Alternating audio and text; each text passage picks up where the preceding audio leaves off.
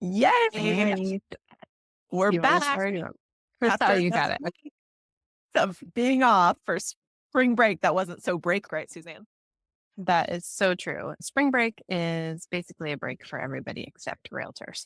Yeah. Yeah. That's what we learned last week. So we're back with the Suzanne and Sarah Real Estate Investing Podcast for another week of fun stuff to talk to you guys about. And as we already said, spring break was no break at all. And we've been going as we normally do. And I pulled off a big move from one primary residence to another. I forgot how hard that is. It's been a few years since I've done it. And what did you do, Suzanne? Oh, I just zipped over to France real fast to secure an alternative residency. No big deal.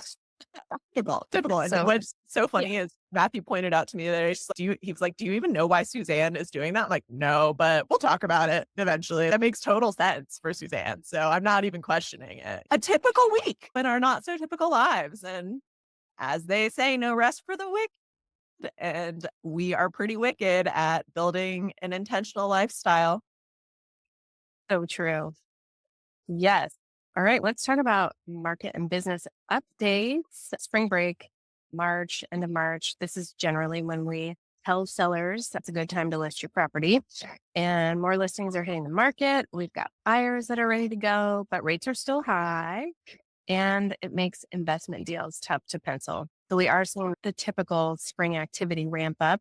And as always, we tell a lot of our folks that we work with that Redmond continues to offer more bang for the multifamily buck than Bend. So basically you can get the same rents or better in Redmond for $200,000 less. Seems a better deal to me. So lots of folks are actively searching for seller financing deals as a way to make deals pencil. And they're few and far between, but Sarah and I like to create those opportunities for our sellers and our buyers.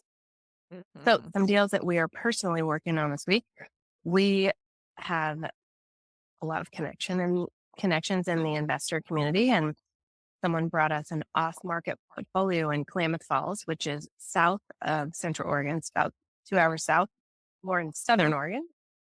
And so we brought that deal that has a 13+% rate to one of our most motivated buyers who has some big door expansion plans. Yeah. And also this week, we launched a new residential listing in Bend. What's unique about this listing is that it's actually been functioning as an STR, a short-term rental. And these sellers got their STR permit before the rule went from 300 feet to 500 feet. So we're in a little bit of a tricky situation because we're selling a furnished rental that really can't be used as a nightly rental for the next buyer. And it's tenant occupied by a long-term renter right now. And it's nearby to the train tracks. So that can be a deal breaker for some. And yeah, this will be an interesting one to watch because it's a really sweet little house, nicely done, but has a few oddities about it. Yes. And for that one, yes, it can't be used as a short-term rental, but I do think that there's potential for midterm. And that's what we always look for every single week when we're doing our top picks email. They're willing to sell this place fully furnished. It's decorated. It's got strong rental history. So for the right investor, it could be the right one. Yeah, no, I think that's a great end buyer for this particular property. Someone looking for a furnished midterm rental. Yeah. Right. We're also navigating a really interesting seller financed sub 2 sale for our sellers who actually want to be the bank on the sale of their condo. And they're doing this strategically because they want to earn the interest money over the next 6 years and then get a payout in 6 years when their kids go to college. So this is part of their strategy. But it's not as straightforward as just a seller finance deal where the sellers own the property outright. So these guys have an underlying mortgage. They want to do a contract for sale or a land sale contract to the buyers.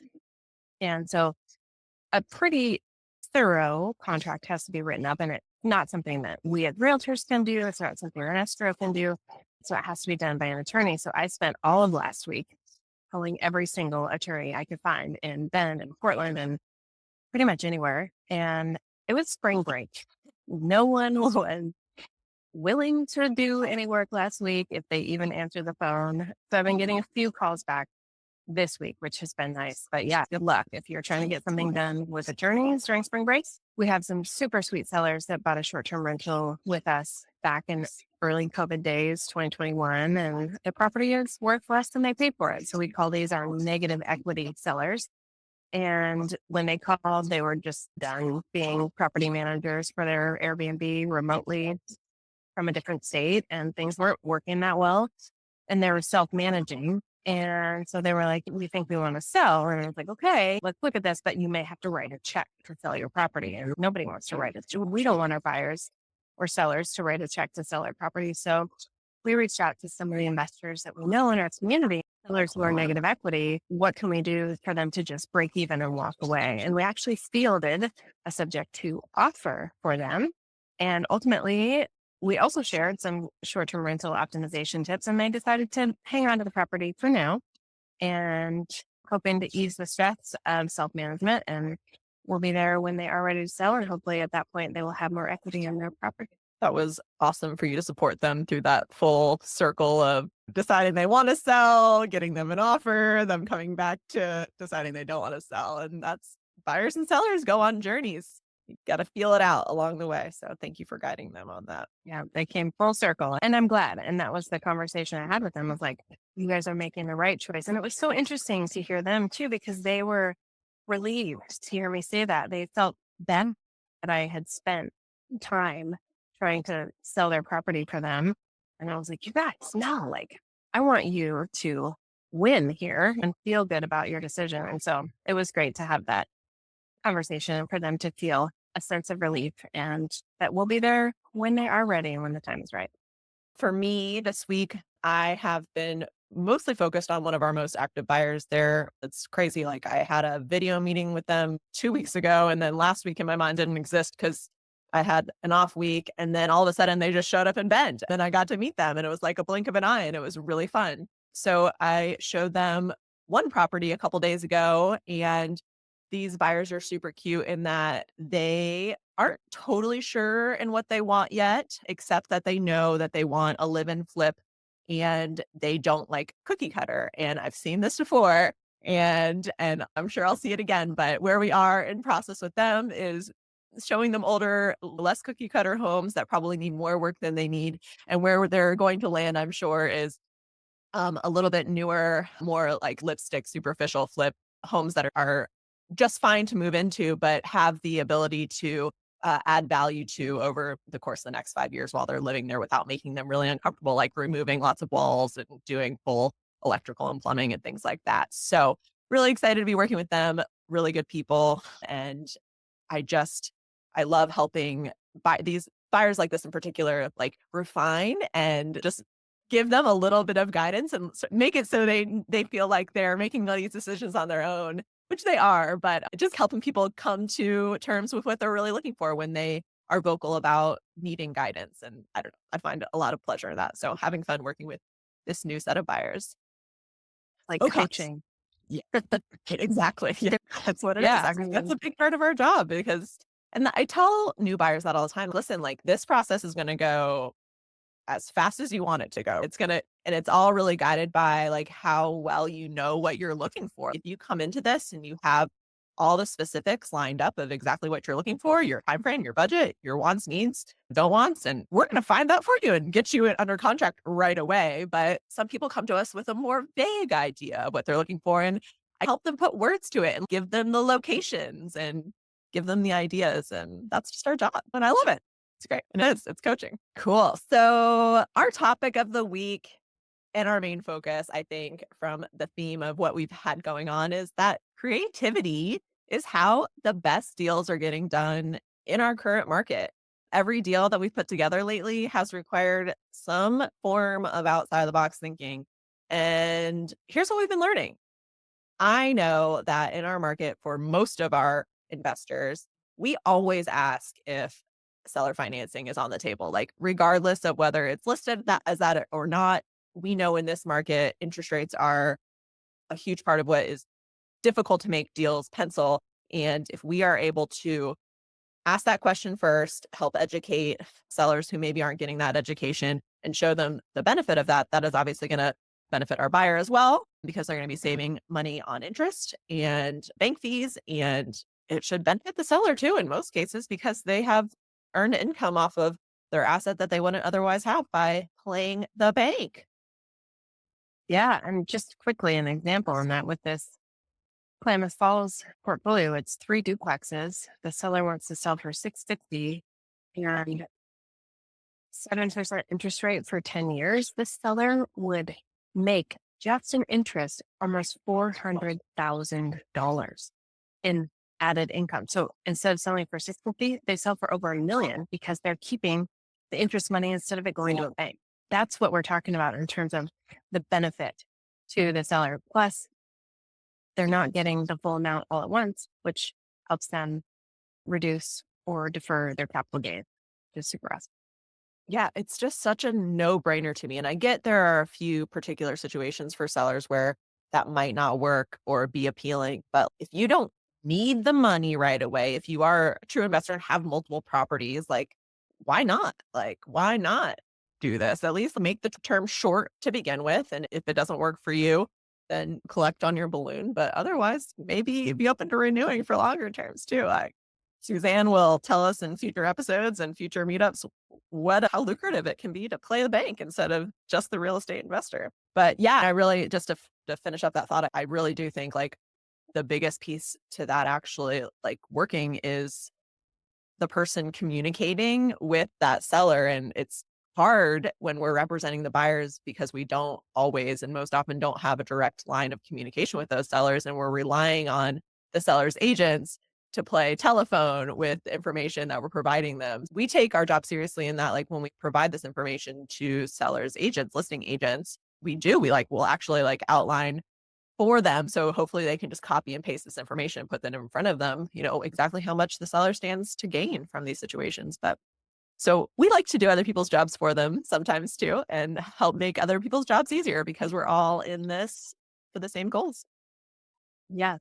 And it's a win-win. And that's the other part of this creativity is how we get the best deals done in the market. It's also recognizing that certain people bring different things to the table. There may be somebody with the capital, there may be somebody with the skill or the time or the knowledge. And it's about bringing those various parties together to create a win-win. And that's something we did over the last 2 weeks. We helped create a joint venture partnership between two investors in our community to buy an off-market property where everyone is going to benefit. And we're super excited to be part of facilitating that connection and seeing all of our investors win through the process. Totally. So real estate, the moral of the story is real estate is not one size fits all. And this market in particular, creativity is key. Yeah.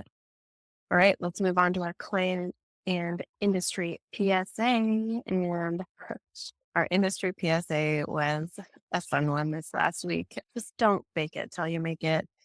If you're new as a realtor, just ask questions and don't try not to let your ego get in the way of humility and the opportunity to learn. And so we were working with a newer agent on what's not a super straightforward deal. We're representing the seller, they're representing the buyer. This is where the seller wants to be the bank. They're selling seller finance, yet they still have their underlying mortgage. And yeah, the more junior agent on the buyer side um, was certainly trying to hide the fact that they were new to the job, but it was very clear. So in that case, not to pull rank on somebody, but just to have a frank conversation with their more senior broker. I picked up the phone and said, "Hey, here's what's going on." And it was a great conversation with that senior agent because she also understood what was happening and she encouraged me to even be hard on this more junior agent, which was awesome. And it was great to have that support. And I wasn't too hard on this person, but definitely gave them something to think about. So it's important to have these candid conversations, and everybody wins when we collaborate and we're not coming at it from a competition standpoint. I love that story. Yeah. It took me a minute to I was curious what you were gonna be talking about there, so I'm tracking now. Yes. I was feeling that way too, so I'm glad to have that affirmation. Yeah. All right. Our client PSA of the week is, "Hey guys, there are still deals happening. They are fewer and far between, I will say, as long as you're looking on the on-market conventional route, but they just look different, right? So if you're feeling stuck and if you're wondering if it's even possible to buy or invest in this particular market, here's the deal. The best opportunities that we're seeing aren't just found. They're not like there for the plucking anymore. We're not hitting the refresh button on the hot sheet and, ooh, there's one we should act on right away. That's still only happening once every couple of months. We're seeing one of those. Really, right now, they're created. The people that are finding the deals are the ones that are out there with like boots on the ground and the ones who have the resources and community and are reaching out to collaborate on these things. So this week alone, we've been involved in a few of these. Suzanne, you want to take it from here for a little while?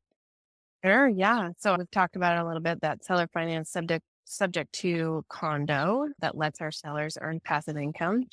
And also that short-term rental owner who thought they were ready to sell, but decided to keep it after we showed them how to boost their cash flow and minimize the stress of being a self-managing Airbnb owner. Totally. And the buyers that I was talking to you guys about a little bit earlier who we're working with right now in this journey of them visioning what they want and us helping them find what they want, they've realized that their budget's pretty decent. They're up to probably 1 million and they're deciding to trade and choose walkability and location and lifestyle over square footage. Like they realize, oh, maybe in this phase of our life, we only need 2 bedrooms versus three in order to be close to the things we want. And this is really, I think, how this relates is we're not just in a conventional market where our money is going to buy us like exactly what we wanted. We can't check all the boxes in this day and age. And so we really have to get clear on and specific about what are the most important things to us. And then, like we've already talked about, we've got a couple other off-market investor deals happening that we're working on creative terms regarding seller financing or some sort of short-term seller carry that will actually help make these deals pencil in our high rate environment right now. So, what do all these have in common? Creativity, strategy, and a willingness to ask better questions. And in a lot of cases, be the leader, be the teacher, be the thought leader.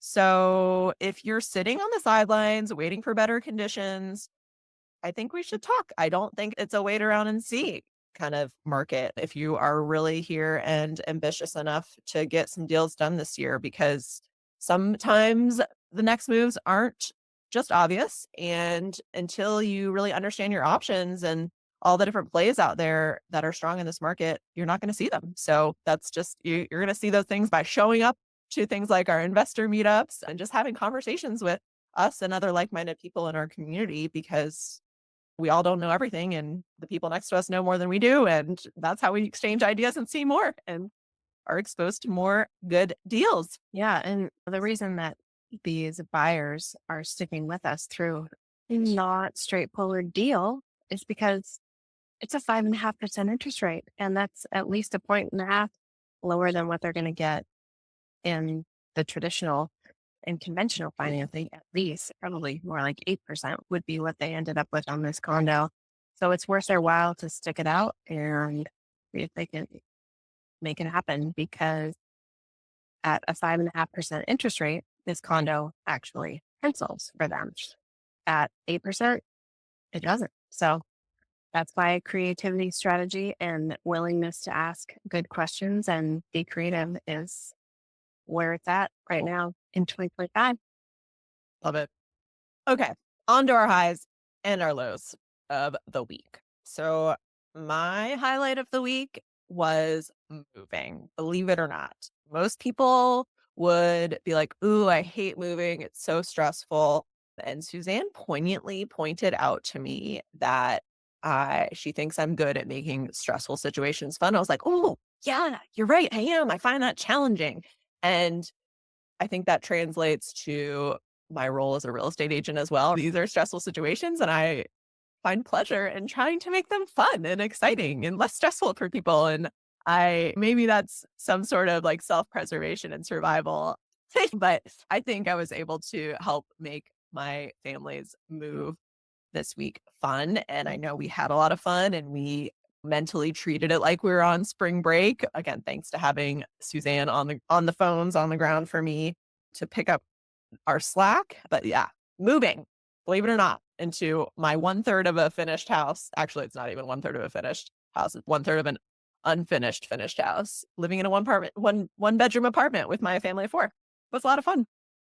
So good. I love it. And it's a time that they will always remember because it's out of the norm and it's something different and it's memorable and fun because it doesn't, it's like almost feels like vacation or camping or something. It totally does. Matthew kept saying, "I feel like we're on vacation this week. I feel like you're," and yeah, or camping. It's like felt a lot like camping. You're right.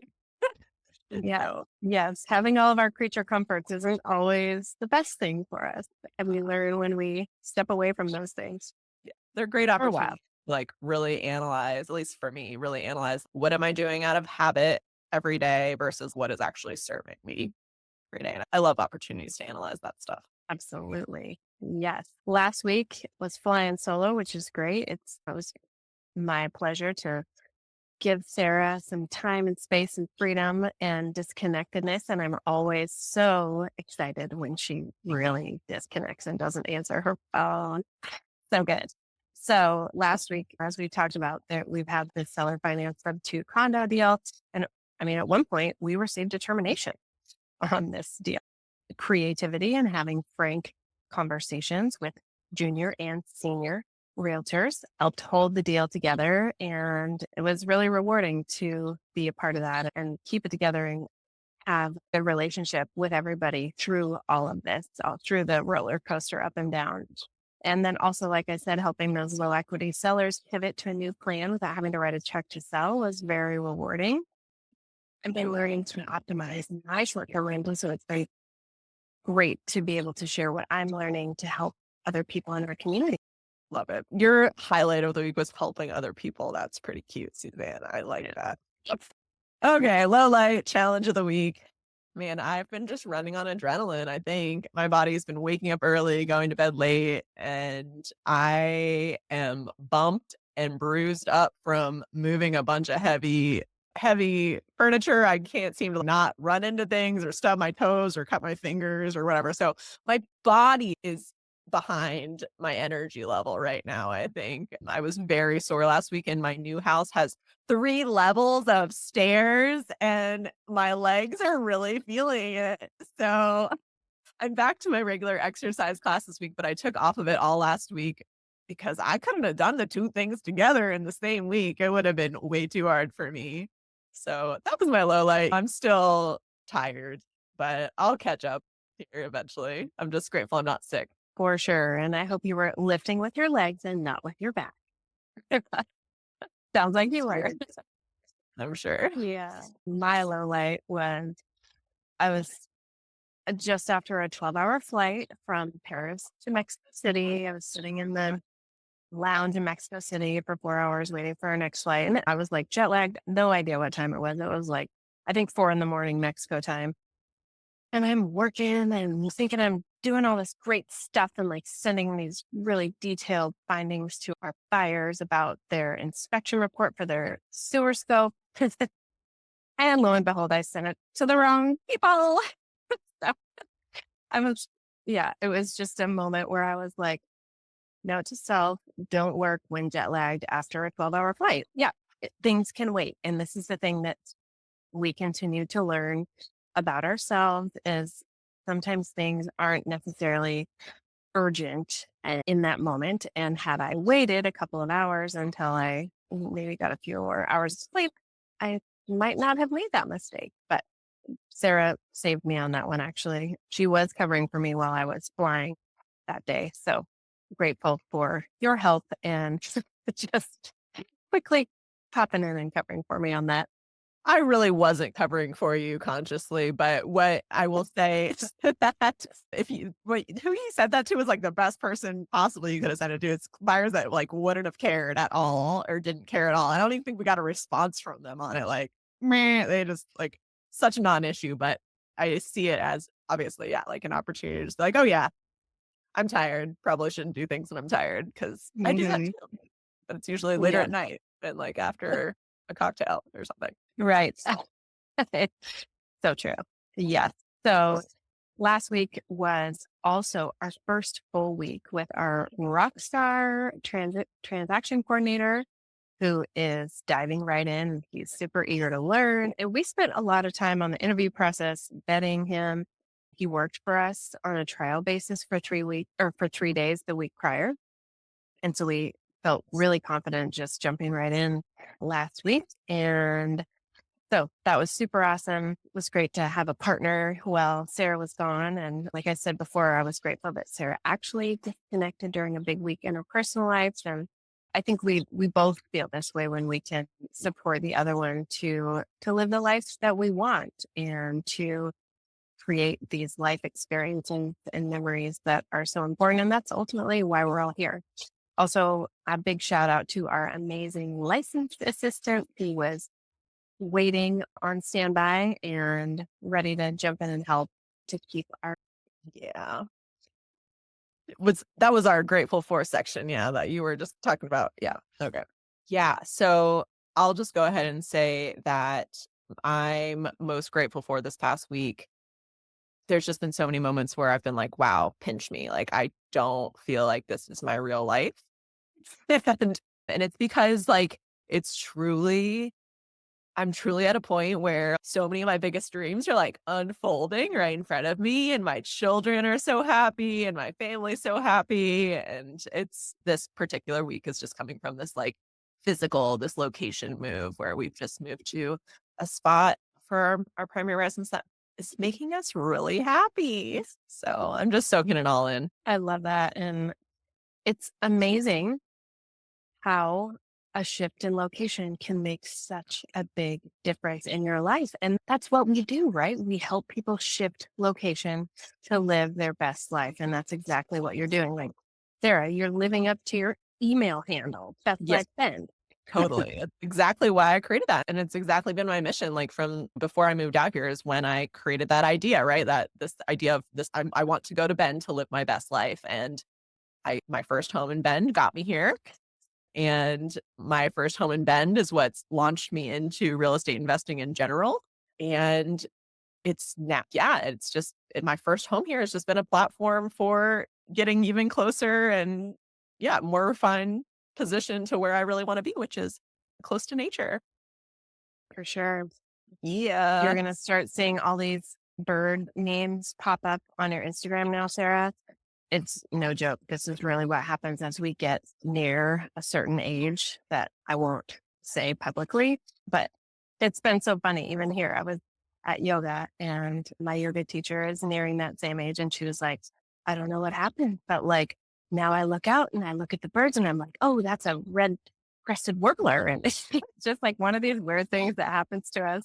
And like all these things that we previously overlooked or didn't have time for become the highlight of our day.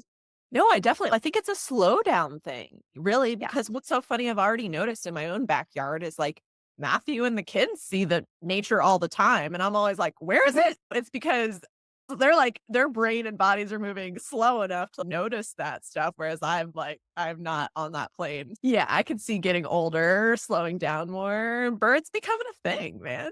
I'm in the right spot for it. For sure. Yes. Our funny real estate moment of the week already touched on this, but like spring break is really an actual break for most people. Real estate is pretty quiet during spring break for literally everyone except realtors. When we have deals that are already going, there's still work to be done. But if you want to get something done with another party, like an attorney, for example, good luck. Maybe wait another week. Yeah.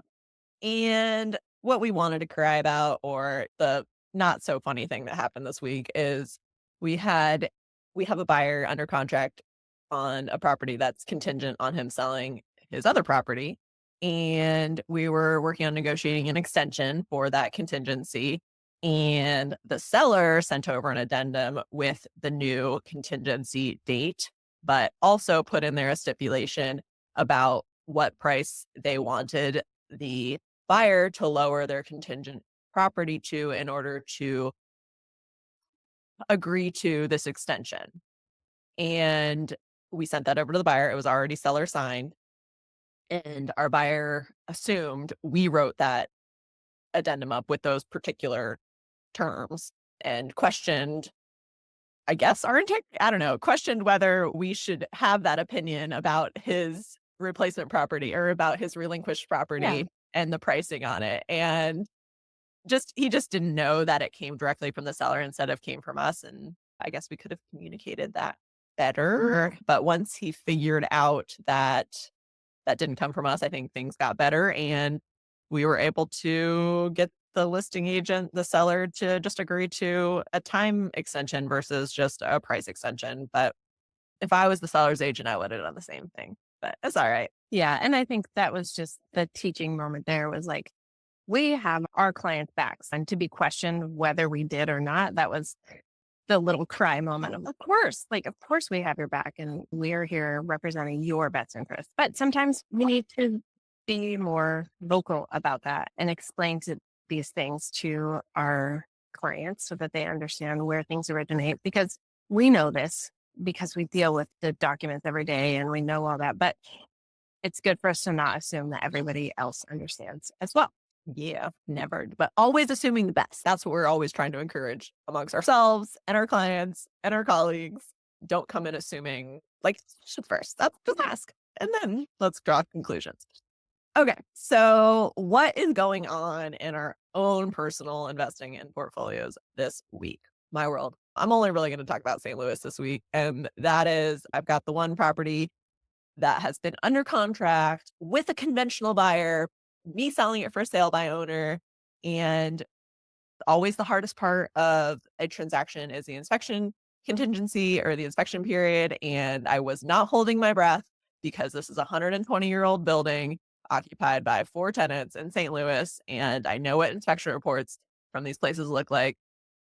We received would be the Missouri equivalent of a seller's repair addendum that was pretty extensive. They asked us to do a lot of kind of silly things in it. I feel very grateful to have my license here in Oregon and experience as a real estate agent here because I am definitely senior to this buyer's agent. I've had the opportunity to teach him a few things along the way, and I feel like I have got pretty good control over the situation. So, countered back with what would be our equivalent of a buyer's repair addendum plus a small price reduction of $1,000 from the purchase price in lieu of a couple of the silly bigger repairs the buyer was asking for. And we're through the inspection period. So, really, technically, the only thing that could come back to bite us in the butt at this point is if the buyer's financing fell through. I'm not worried about an appraisal on this building. So, there's that. And check back in. I'll certainly let you know. Prospective closing date is April 30th. I'm gonna be really excited if we get through that. And then basically with our other building, we had a tenant who's been there long term, who is an assistance tenant, who decided she wanted to move last month, but then I think quickly realized she couldn't find a place that's nearly as nice as hers for the price that she's in, and has relinquished her termination or and she's decided to sign another 12-month lease. But in that process, we give her rent $100 a month because she's not paying it anyways. So I'm excited to be raising rents at that building in preparation for, yeah, just optimizing it to get that one listed and sold next. I'm going to be out of St. Louis by the end of 2025. That's -8. Turn lemonade is being made Yeah. there. Yeah. Major lemonade. I guess I have one more thing to talk about. Yeah. I also rented my primary home in Northeast Bend this past week. They actually took possession yesterday, but that was like a fast and furious process. Like it was essentially 2 weeks from the time that I listed it to rented it and collected security deposits and rents and all those things. And I'm really glad that I talked to Suzanne, who has more experience in long-term rental management here in Oregon and also a property manager friend of ours before diving too deep into doing this myself because Oregon is a lot scarier of a state to have tenants than Missouri. And the words that Suzanne told me were, Sarah, or something like this. Sarah, assume that everybody knows everything about tenant landlord laws and that everyone has access to a free attorney. And I was like, oh, okay, that's going to change how I operate here. That and also what I didn't know was that you have to accept the first qualified tenant that meets all your criteria. So to make sure that I set very strict criteria so I could be selective about who I brought in to our home. And we ended up with an incredible, super grateful family moving into our home. And it all just is unfolded in the best way possible too. So we've got another cash flowing rental here in Central Oregon. Ah, so good. I'm glad that worked out. And I'm curious, where is the family from? They're from these ones have a home in Colorado. They own a home in Colorado. Yep. Interesting. Yeah. When we had our River Bend listing for sale at the end of 2024, it was on the river, $1.6 million house. 3 out of 3 interested buyers were relocating to Central Oregon from Colorado. So it's just interesting, I think, for us to note that I'm in our way from Colorado. Oh, man, yeah, and I should probably bring that up to those buyers that we have looking here that I've been talking about today because they're looking between Bend and Colorado. I'm gonna tell them, like, "Hey, forget Colorado, everybody who's moving here from there." All right. For me and my real estate portfolio, we had a lot of follow up from our March meetup where we talked about kicking corporate and ditching the 9 to 5 using real estate investments. And I talked about my journey in learning how to be a private money lender and had a few folks reach out for my private money lending starter kit, which is basically the 2 documents I wish I had when I started and I didn't have them. So I created them. And I also took a couple calls with people who are curious about getting into private money lending, want to learn how to fund other people's investments and create passive income that way. So feels good to already be giving back in this space and creating a bigger community of lenders. And I'm excited. This is my next venture into real estate investing and doing it on a more passive side. And it's been really rewarding and super powerful. And just like we talked about earlier, different people bring different things to the deal. There may be somebody who's really good at the renovation. There's maybe somebody that has time to find the deal. And I can be the person that will that. All right, let's talk about our actionable takeaways and final thoughts for today's episode of the Suzanne and Sarah Real Estate Investing Podcast.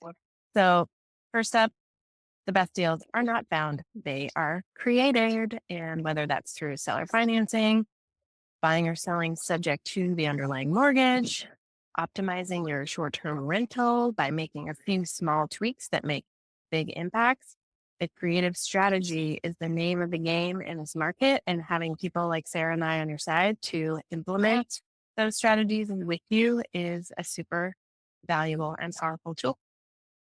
Yes, and another super valuable and powerful tool is being inquisitive, being outgoing, being willing to ask better questions, and not shying away from the uncomfortable ones and ones that you might not like the answer to. And really, this is just how we unlock win-win opportunities. And I think it all stems from the tone and the intention. But yeah, just got to make sure you're surrounding yourself with people with good intentions. For sure. And we talk a lot about how we mentor new realtors in our industry. And what we just want to say to those of you who are getting into this and feeling a little green and maybe a little intimidated, don't be afraid to lean on your team and ask questions. That goes for all of us, right? Assume positive intent, ask questions, and come from a place of humility and willingness. Yeah. So, guys, if this episode or any of the other episodes you've heard from us hit home or want to make you rethink your current strategy or who you're working with, we'd love to hear from you. And ways you can do that: DM us on Instagram. I'm at Best Life Ben, or Suzanne is at Suzanne Rose Moore. That's a good place to ask us questions or tell us about what topics you want us to dive into next. Also, just make sure that you are signed up and subscribed to our weekly investor newsletter. This goes out with our top picks, and then we do one every month with some more insider tips and creative financing inspiration. And then also, you can catch more behind the scenes footage from us and other full episodes on Bend lifestyle and investing topics on our YouTube channel. And you can grab time to talk with us personally. We do a free 15-minute consult, and you can grab the link to schedule with one of us on our bios or our Calendly link. Finally, we want to see you in person or online at our monthly investor meetups. You don't have to do this alone. We've got a community here for you already, and we're talking about really interesting things every month that you probably are going to learn something from. So, if you're enjoying our podcast, please like it, please leave a review, please subscribe. This helps us more than and we appreciate you hanging out with us every week. And we're excited to see you in person when you get to bed and hang out with you here in the meantime. Alrighty, we'll see you next time on the Suzanne and Sarah Real Estate Investing Podcast.